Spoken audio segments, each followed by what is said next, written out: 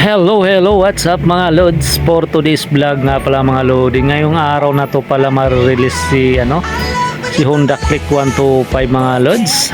At kulay white talaga ang gustong kulay ni Ken. Kasi si Ken naman talaga kasing gagamit nito. Ay ito nga iniintay nga namin to, mga 3 days nga pala namin iniintay ito mga lods, kasi nung pumunta kami nung Sunday kabababa lang nito galing sa kasa, kaya hindi pa naayos yung papel, kaya hinihintay pa natin ng 3 days mga lods. Ay Miyerkules ngayon ay sinubukan namin magpunta ulit dito, ay saktong-sakto pala okay na pala yung papel niya mga lods. Kaya sabi nila sir sa kanila, ma'am pwede na rong i-release tong motor na to, kaya ito nga mga lods, vlog nga natin para may mapanood nyo rin mga lods. Kukunin nga pala natin to ng hulugan ng 3 years mga lods para hindi masyado mabigat. At napakaganda rin naman talaga ng all white ang kulay. Matatry natin itong mga lods mamaya pag uwi, kaya tara mga lods, samahan nyo kami sa aming video ngayon. At syempre mga bago dyan, pakilike, share na lang and follow mga lods. Okay lang po yan. Pero hindi siya factory, sa factory talaga. Parang sa lang ng pintura. Yun lang. Nalibutan niya sir, kasi isa lang naman talaga yun.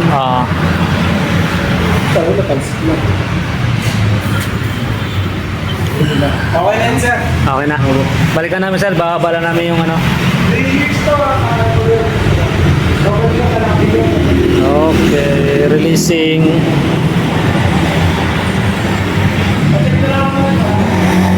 Ay, dadalhin pa muna yung requirements. Kali mo mamaya. Tingnan mo muna kung paano position nila. Ay, ikutan mo tumotor ka no? Ay, pasyo Halos magkapresyo lang pala itong pasyo.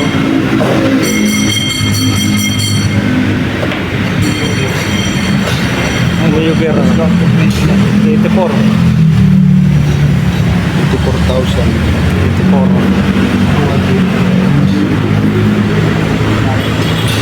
Sniper. Price 25. 125. Installment, down payment. Kaya ito.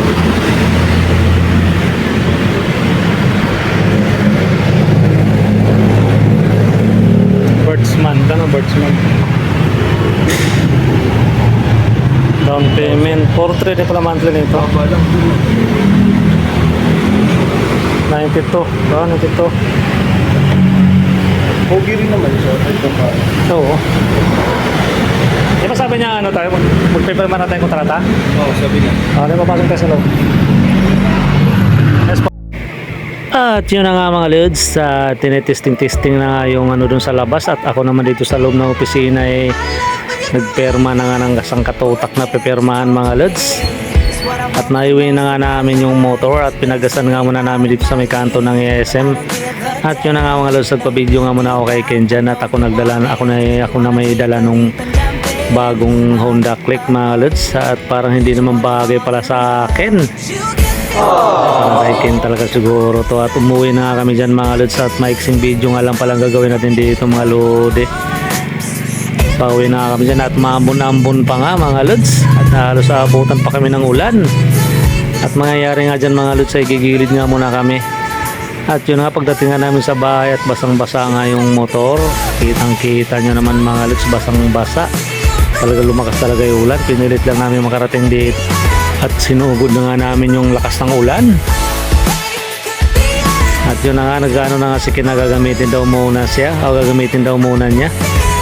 Alis po ata, may susunduin daw siya mga lods, at titestingin na niya yung kanyang motor.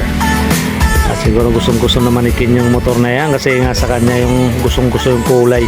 Kaya hanggang dito na lang mga lods, maraming salamat.